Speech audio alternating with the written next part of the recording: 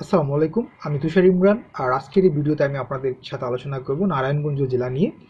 মূলত আমি আজকের এই ভিডিওর মাধ্যমে আপনাদেরকে একটি ভ্রমণ গাইডলাইন দেওয়ার চেষ্টা করব নারায়ণগঞ্জ জেলা সম্পর্কে। আমরা সবাই জানি যে নারায়ণগঞ্জ জেলা হচ্ছে আয়তনে বাংলাদেশের সবচাইতে ছোট জেলা। এটি ঢাকার পূর্বে অবস্থিত। সো ঢাকা থেকে আপনি দিনে গিয়ে দিনেই ঘুরে চলে আসতে পারবেন হচ্ছে নারায়ণগঞ্জ জেলা থেকে। নারায়ণগঞ্জ জেলা যদিও আয়তনে বাংলাদেশের সবচাইতে ছোট জেলা, কিন্তু এই জেলাতে কিন্তু অনেকগুলো দর্শনীয় স্থান রয়েছে। একই সাথে বাংলাদেশের সবচেয়ে সুন্দর জেলাগুলোর মধ্যে একটা কিন্তু হচ্ছে নারায়ণগঞ্জ জেলা। আমি আজকে চেষ্টা করব যে নারায়ণগঞ্জ জেলার যে সকল দর্শনীয় স্থানগুলো রয়েছে সকল দর্শনীয় স্থানগুলো সম্পর্কে আপনাদের সাথে আলোচনা করার জন্য। একই সাথে কিভাবে যাবেন এবং কিভাবে আপনারা একটা স্থানের পরে অন্য আরেকটা স্থান ঘুরে দেখতে পারেন বা একদিনে অনেকগুলো জায়গায় ঘুরে দেখতে পারেন, তার সম্পূর্ণ ডিটেলস আমি আজকে আপনাদের সাথে আলোচনা করতে যাচ্ছি এই ভিডিওতে। আমরা সবাই জানি যে নারায়ণগঞ্জ জেলা কিন্তু 5টা উপজেলা নিয়ে গঠিত। যেমন আমাদের প্রথম হচ্ছে গিয়ে সোনারগাঁও উপজেলা, রূপগঞ্জ উপজেলা, আড়াইহাজার উপজেলা, বন্দর উপজেলা এবং নারায়ণগঞ্জ সদর উপজেলা। আমরা প্রথমেই আলোচনা করব সোনারগাঁও উপজেলার দর্শনীয় স্থানগুলো সম্পর্কে।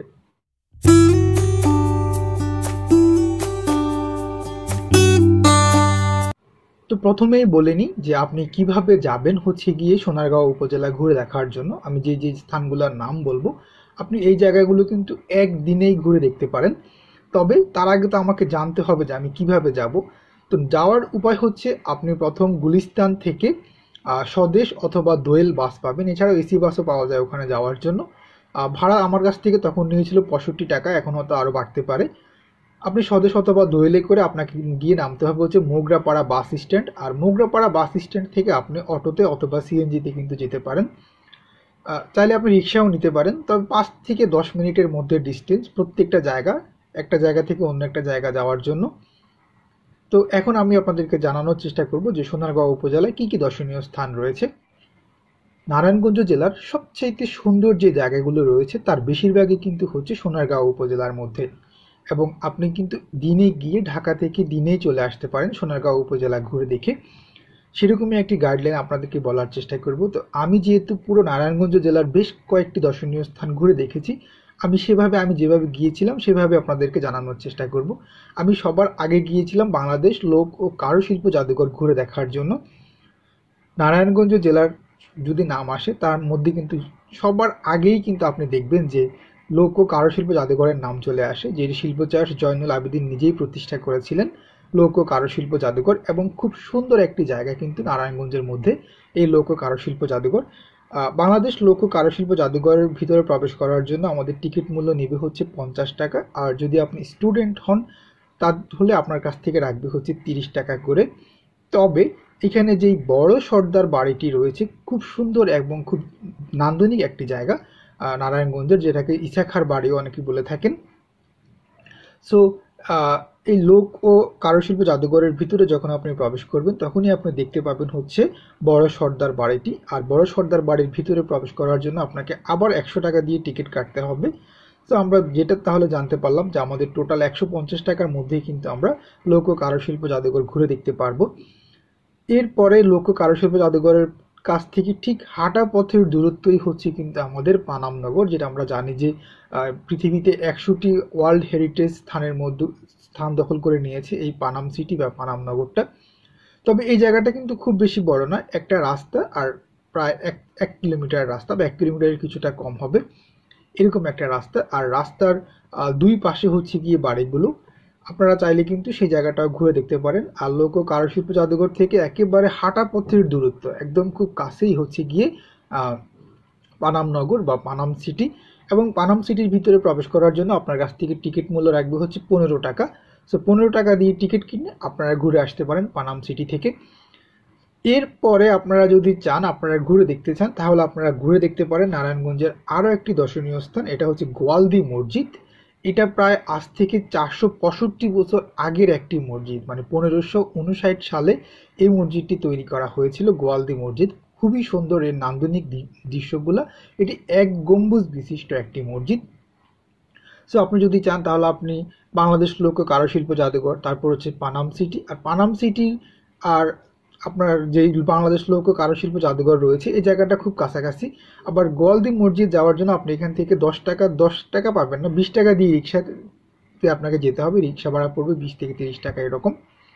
আর ওদিকে কিন্তু অটো চলাচল করে, অটো ভাড়া রাখে হচ্ছে 10 টাকা করে। তো আপনি চাইলে কিন্তু ওখানে গিয়েও ঘুরে আসতে পারেন, গোয়ালদি যে মসজিদটা রয়েছে সেই মসজিদটা। এরপরে আপনি যদি চান তাহলে কিন্তু আপনি আবার চলে যেতে পারেন হচ্ছে কাইকার টেক বাজার। এই ক্ষেত্রে বলে রাখি যে আমরা যদি কখনো ওইদিকে আপনারা যদি ঘুরতে যান তাহলে মনে রাখবেন যে ওখানে কিন্তু কাইকারটেক বাজারটা কিন্তু প্রায় 400 বছর আগের পুরনো একটা বাজার, এবং ওই বাজারের অনেকগুলো ঐতিহ্যের মধ্যে বা অনেকগুলো বৈশিষ্ট্যের মধ্যে একটা বৈশিষ্ট্য হচ্ছে ওখানে কিন্তু আপনি পুতা মিষ্টি পাবেন।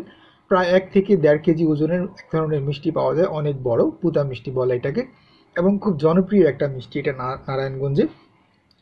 তো এই জায়গাটা হচ্ছে মূলত মোগরাপাড়াতে। আপনি যখন বাংলাদেশ লোক কারুশিল্প জাদুঘর বলেন, পানাম সিটি বলেন, অথবা আপনি যদি গোয়ালদি মসজিদ বলেন, যেখানেই যান না কেন আপনাকে প্রথমে যেতে হবে মোগরাপাড়া বাস স্ট্যান্ড। তো মোগরাপাড়া বাস স্ট্যান্ড থেকে আমরা যেদিকে মুভ করতে চাই ওদিকে আমরা যেতে পারবো। তো রাস্তার দুই পাশে দুইটা প্লেস, রাস্তার যদি আপনি বলেন যে রাস্তার যে পাশে আপনাকে নামিয়ে দিবে তার অপর পাশে হচ্ছে কাইকার টেক বাজার। তারপর আপনি যদি কাইকার টেক বাজারে যেতে চান তাহলে আপনার ভাড়া নিবে হচ্ছে 20 টাকা লোকালে।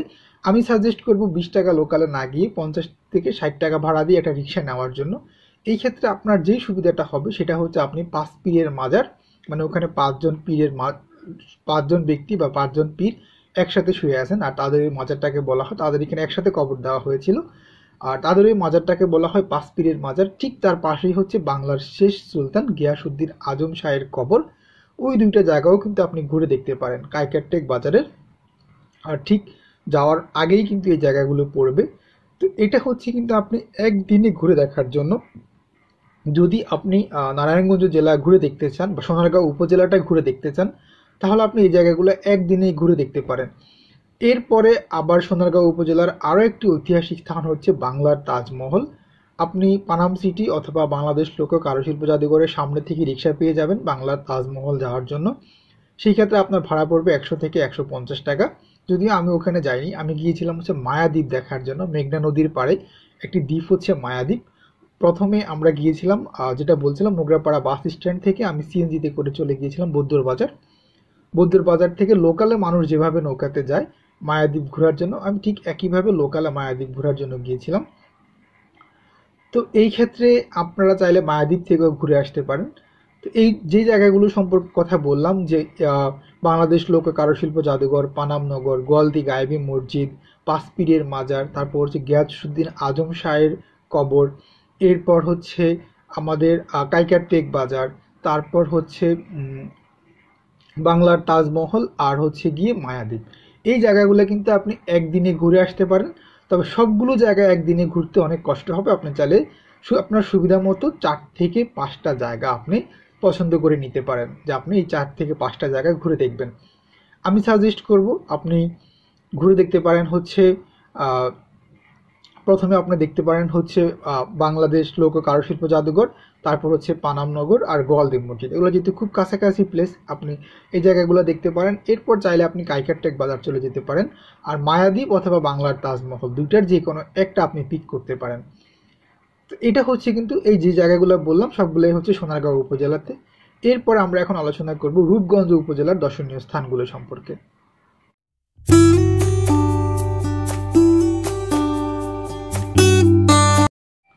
ওকে, আমরা এখন কথা বলবো হচ্ছে রূপগঞ্জ উপজেলার দর্শনীয় স্থানগুলো সম্পর্কে। সোনারগাঁও উপজেলা আপনি যদি ঘুরে দেখেন, আমি এর আগে আপনাদেরকে বললাম যে কিভাবে সোনারগাঁও উপজেলা ঘুরে দেখবেন আর কিভাবে যাবেন। এখন আমরা কথা বলবো হচ্ছে রূপগঞ্জ উপজেলা সম্পর্কে। আর রূপগঞ্জ উপজেলার কিন্তু এটা ঢাকার খুব কাছেই। আমাদের যে পূর্বাচল রয়েছে, পূর্বাচলের ঠিক পরে হচ্ছে গিয়ে রূপগঞ্জ বা বুলতা গাউসিয়া। তো ওখান থেকে বুলতা গাউসিয়া থেকে আপনাকে সব দিকে মুভ করতে হবে। যেমন আপনি ঢাকার কুড়িল বিশ্ব রোড থেকে লোকালে বাসে যেতে পারেন, অথবা এখানে প্রাইভেট কার পাওয়া যায়, আপনি প্রাইভেট কারে করেও কিন্তু বুলতা গাউসিয়াতে যেতে পারেন। বুলতা গাউসিয়া থেকে এরপর আপনি যে জায়গাটাতে ঘুরতে যেতে চান সেই জায়গায় যেতে পারবেন। তো এখন আমি আপনাদেরকে জানানোর চেষ্টা করবো যে রূপগঞ্জ উপজেলায় কি কি দর্শনীয় স্থান রয়েছে। রূপগঞ্জ উপজেলার সবার আগে যে জায়গাটার নাম চলে আসে সেটা হচ্ছে কিন্তু আমাদের সুবর্ণগ্রাম, তারপরে জলসিঁড়ি সেন্টার পার্ক। আমি এর দুটার কোথাও যাইনি এখনো, একটা জায়গাও যাওয়া হয় নাই আমার। আমি জলসিঁড়ি সেন্টার পার্ক এবং সুবর্ণগ্রাম খুব শীঘ্রই যাব, আর তখন তো আপনাদেরকে ঘুরে দেখাবো ইনশাল্লাহ। আর এরপরে আপনারা ঘুরে দেখতে পারেন হচ্ছে সাতগ্রাম জমিদার বাড়ি। সাতগ্রাম জমিদার বাড়ি কিন্তু এখান থেকে আপনাদেরকে বুলতা গাউসিয়া থেকে যেতে হবে বুরিন্দাতে, বা বুলতা গাউসিয়া থেকে সরাসরি রিক্সা নিয়ে আপনারা বুরিন্দাতে যেতে পারেন, একবার সাতগ্রাম জমিদার বাড়ি যেতে পারেন, অথবা বাসে আপনি বুরিন্দা নেমে বুরিন্দা থেকে আবার রিক্সা নিয়ে আপনি চলে যেতে পারেন হচ্ছে সাতগ্রাম জমিদার বাড়ি। এছাড়াও এখানে আরও একটি সুন্দর জায়গা হচ্ছে কিন্তু কিভাবে জামদানি শাড়ি তৈরি করা হয়, বা জামদানি পল্লী বলে এটাকে, ওখানে ওটা আবার হচ্ছে বরাবতে। বুলতা গাউসিয়া থেকে আপনি রিক্সা পাবেন না, ওখানে যাওয়ার জন্য বাসে যেতে হবে, বা ওখানে মিনি বাস পাওয়া যায়, আর যেটাকে আমরা লেগুনা বলি। আপনারা লেগুনাতে করেও কিন্তু চলে যেতে পারেন হচ্ছে বুলতা গাউসিয়া থেকে বরাবো। আর বরাবো থেকে খুব কাছের জায়গাটা, হেঁটে চলে যেতে পারেন হচ্ছে জামদানি পল্লী, কাউকে জিজ্ঞেস করলেই হবে। ওখানে গিয়ে দেখে আসতে পারেন, আবার নিয়েও আসতে পারেন জামদানি শাড়ি কীভাবে তৈরি করে সেটা দেখতেও পারেন, আবার কিনেও নিয়ে আসতে পারেন। ওখানে সম্ভবত জামদানি হাটও বসে, এটা সাপ্তাহিক বা মাসিক একটা হাট আছে ওখানে, ওই হাটে গিয়েও জামদানি কিনে নিয়ে আসতে পারেন। এরপরে রূপগঞ্জ উপজেলার, মানে নারায়ণগঞ্জ জেলার রূপগঞ্জ উপজেলার আরও একটি সুন্দর দর্শনীয় স্থান হচ্ছে কিন্তু মোরাপাড়া জমিদার বাড়ি, যেটা বর্তমানে মোরাপাড়া কলেজ নামে পরিচিত। তো ওই কলেজটা কিন্তু একসময় জমিদার বাড়ি ছিল। এইখানে ঢোকার জন্য কোনো টিকিট লাগে না, আপনারা খুব সহজেই কিন্তু ওখান থেকেও ঘুরে আসতে পারেন। আর নারায়ণগঞ্জ জেলার সবচেয়ে সুন্দর প্রাকৃতিক দৃশ্য সম্পর্কিত দৃশ্য নিয়ে যেই পার্কটা গড়ে উঠেছে, এই পার্কটার নাম হচ্ছে জিন্দা পার্ক, যেখানে গেলে আসলে প্রকৃতিকে খুব কাছ থেকে উপলব্ধি করা যায়। তো আপনারা চাইলে কিন্তু জিন্দা পার্ক থেকেও ঘুরে আসতে পারেন। আর জিন্দা পার্ক যাওয়ার জন্য আপনাকে গিয়ে কুড়িল বিশ্ব রোড থেকে নামতে হবে প্রথমে কাঞ্চন। কুড়িল বিশ্ব রোড থেকে কাঞ্চন পর্যন্ত 20 থেকে 25 টাকা ভাড়া লাগে। আর কাঞ্চন থেকে আপনারা অটো রিক্সা নিয়ে চলে যেতে পারেন হচ্ছে জিন্দা পার্ক, যেটার ভিডিও কিন্তু আমার দেওয়া আছে আমার চ্যানেলের মধ্যে, আপনারা খুব সহজে এই জায়গাগুলো ঘুরে দেখে আসতে পারেন। তো এখান থেকে আরেকটা জায়গা হচ্ছে গিয়ে শাপলা বিল। চাইলে শাপলা বিল আসলে সবসময় শাপলা থাকেও না, এটা বর্ষার সময় গেলে খুব বেশি জায়গাটা খুব সুন্দর দেখায়। এছাড়াও আপনারা চাইলে কিন্তু, আমি আগের ভিডিও আপনাদেরকে বললাম এর আগে, যে বাংলার তাজমহল যেটা সোনারগাঁওতে পড়ছে, আপনারা যদি চান তাহলে আপনারা বাংলার তাজমহল কিন্তু বুলতা গাউসিয়া থেকেও যেতে পারেন। আর আমি কিন্তু বুলতা গাউসিয়া থেকেই বাংলার তাজমহল গিয়েছিলাম, কুড়িল বিশ্ব রোড থেকে আমি গিয়েছিলাম বুলতা গাউসিয়াতে লোকাল বাসে করে, আর ওখান থেকে আমি চলে গিয়েছিলাম হচ্ছে বাংলার তাজমহল ঘুরে দেখার জন্য। তো আপনারা চাইলে এইভাবেও যেতে পারেন, আর এইভাবেই খুব সহজ হয়। আপনারা যদি সোনারগাঁও থেকে, অথবা সোনারগাঁও যেই বাংলাদেশ লোকের কারুশিল্প জাদুঘর আছে ওখান থেকে গেলে 100 থেকে 150 টাকা ভাড়া পড়ে, সময় একটু বেশি লাগে আসতে। আর বুলতা গাউসিয়া থেকে খুব কাছে। তো এই হচ্ছে রূপগঞ্জ উপজেলার যে দর্শনীয় স্থানগুলো রয়েছে সেগুলো। এরপরে আমরা আলোচনা করবো হচ্ছে নারায়ণগঞ্জ জেলার বন্দর উপজেলায় যেসব দর্শনীয় স্থান রয়েছে। আমরা জানি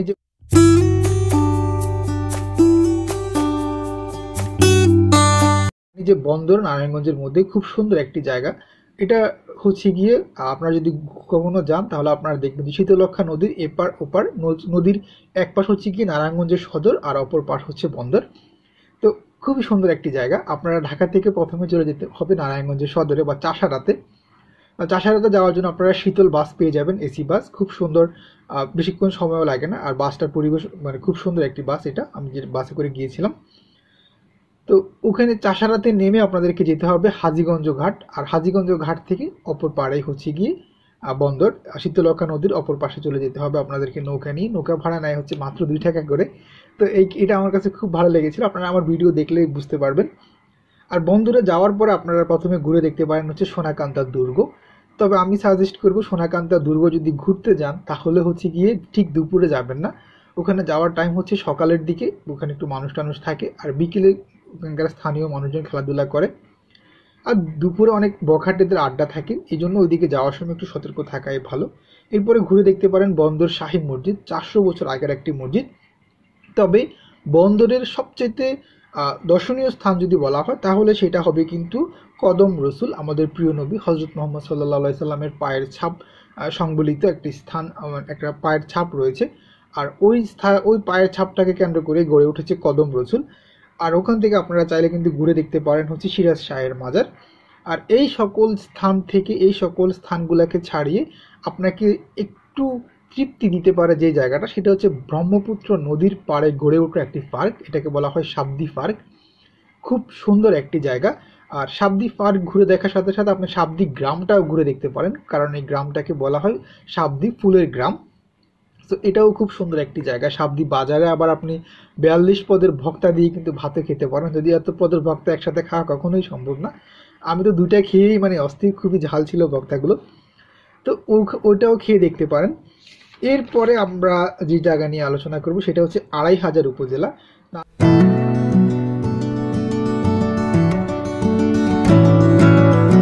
নারায়ণগঞ্জের ২৫০০ কিন্তু মেঘনা নদীর তীরে অবস্থিত, মেঘনা নদীর কোল ঘেঁষে। সো খুবই সুন্দর একটি জায়গা। আমি কিন্তু আপনাদেরকে সবার আগেই বলবো, যদি ২৫০০ ঘুরতে যান তাহলে সরাসরি আপনি কুড়িল বিশ্ব রোড থেকে বিআরটিসি বাসে করে চলে যেতে পারেন।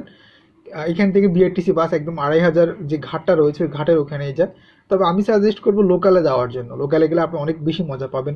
প্রথমে চলে যেতে পারেন হচ্ছে কুড়িল বিশ্ব রোড থেকে বুলতা গাউসিয়া, আর গাউসিয়া থেকে আপনি আবার ওখানে লোকালে গাড়ি নিয়ে চলে যেতে পারেন ২৫০০। ২৫০০ থেকে অটোই চলে যায় ২৫০০-এর যেই বিশ্বনন্দী ফেরিঘাটটা আছে সেই ফেরিঘাটে। তো আপনারা চাইলেও ফেরিঘাটটা ঘুরে দেখতে পারেন, বিশ্বনন্দী ফেরিঘাট। আর ফেরিঘাট থেকে ঘুরে দেখা শেষ করে আপনারা ঘুরে আসতে পারেন হচ্ছে গোয়ালদি জমিদার বাড়ি। ওই জমিদার বাড়িটা আসলে এখন ওখানে যাওয়ার জন্য কোনো টিকিটের দরকার হয় না, এমনি ওখানে প্রবেশ করা যায়, ওটা এখন ভাড়া দেওয়া হচ্ছে। আর গোয়ালদি জমিদার বাড়ি ঘুরে দেখার পর আরও কিছু জমিদার বাড়ি রয়েছে, বালিয়াপাড়া জমিদার বাড়ি পরে আম্বিকা কুটির রয়েছে। তবে আমি সাজেস্ট করবো ওইগুলো যেতে, আসলে ওইভাবে কোনো ঐতিহাসিক স্থান যদিও, কিন্তু ওগুলো আসলে পর্যটকদের জন্য উন্মুক্ত কোনো জায়গা না বা পর্যটক বান্ধব জায়গা না। সেজন্য মন চাইলে যেতে পারেন, বা যাবেন কি যাবেন না আপনার আপনার ব্যাপার। ওইসব জায়গাতে বাইরে থেকে ঘুরে আসতে পারেন। ভিতরে প্রবেশ করাটাই ভালো, কারণ ভিতরের পরিবেশ খুবই নোংরা।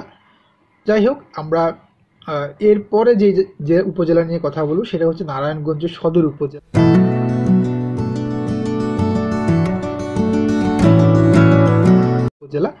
সো যে কোনো জেলারই সদর উপজেলা কিন্তু খুব সুন্দর হয়, বা সদর উপজেলাকে কেন্দ্র করেই কিন্তু ওই জেলার অনেক কিছু নির্ভর করে।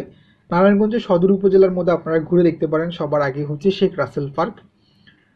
খুব সুন্দর একটি জায়গা শেখ রাসেল পার্ক, একবার দেখা মানে খুবই মনোমুগ্ধকর। এখানকার পরিবেশ লেকের মতো করে তৈরি করা হয়েছে, গেলে ভালো লাগবে।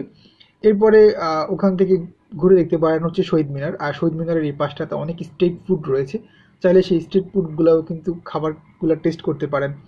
এরপরে ঘুরে দেখতে পারেন হচ্ছে বিবি মরিয়মের সমাধি। এখান থেকে আপনাকে চাষারা থেকে রিক্সা নিয়ে যেতে হবে, কারণ ওটা হচ্ছে হাজীগঞ্জে, খুব কাছে, বেশিক্ষণ সময় লাগে না, ৫-৬ মিনিট সময় লাগে। চাষারা থেকে আপনি রিক্সা নিয়ে হাজীগঞ্জে চলে যেতে পারেন বিবি মরিয়মের সমাধি দেখার জন্য। আর চাষারা এখানেই কিন্তু আপনার রেল লাইনের ঠিক পাশেই, আমি ঠিক জায়গার একজ্যাক্টলি লোকেশন ভুলে গেছি, কাউকে জিজ্ঞেস করলেই হবে, নিউ বোস কেবিন নামে একটি খাবারের হোটেল রয়েছে বা রেস্টুরেন্ট রয়েছে। চাইলে ওখানে গিয়ে আপনারা খাবার খেতে পারেন। এটাও খুব ঐতিহাসিক একটি স্থান, নিউ বোস কেবিন। তো এরপরে আপনারা ঘুরে দেখতে পারেন হচ্ছে হাজীগঞ্জের দুর্গ। এটাও আবার রিক্সা নিয়ে যেতে হবে। এই ক্ষেত্রে মনে রাখবেন যে বিবি মরিয়মের সমাধি আর হাজীগঞ্জের দুটা লোকেশন কিন্তু খুবই কাছাকাছি।